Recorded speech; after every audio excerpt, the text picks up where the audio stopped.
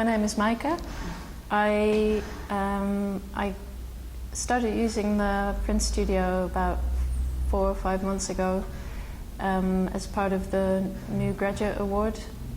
I finished the MFA at Goldsmiths in July 2012, and after that I did my interview here, and then I was awarded the 25 sessions, and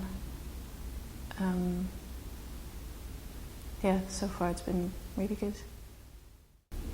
It's been a really inspiring journey so far. I think being at Goldsmiths for 2 years was very conceptually challenging, but I realized doing this very physical process of etching I've really missed that in my work. So at the moment I'm trying to combine etching with some more like digital media. Where I am in my practice, I'm exploring this space between living a life that's largely centered around work on the computer, and then what that means in the rest of your life, or the way your body functions in the world, and where there might be a certain kind of loss,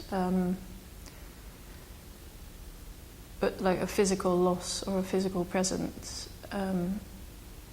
because there is so much focus on sitting behind a desk and doing work like that. So the etching is literally a way for me to get explore a more physical way of working, which is really great. I really enjoy that. I'm making lots of mistakes. I think the first 5 attempts of making a plate in a print they failed miserably, and but that's all part of the deal, so that's good. So I recently read a book about the Black Sea, which I found really inspiring for my work. I've never been to that place, but I think I might plan a trip soon. I find it interesting because of its history and all the reading about the people who've lived or who were drawn to that area.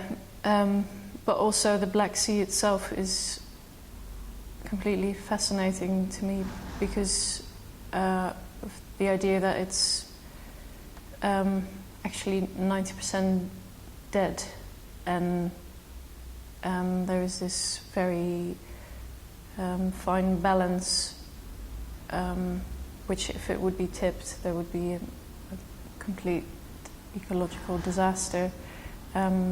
If all that dead matter, the gas would sort of escape.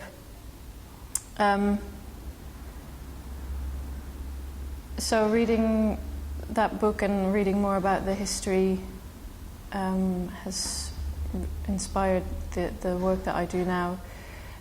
So the images that I'm working on are I guess,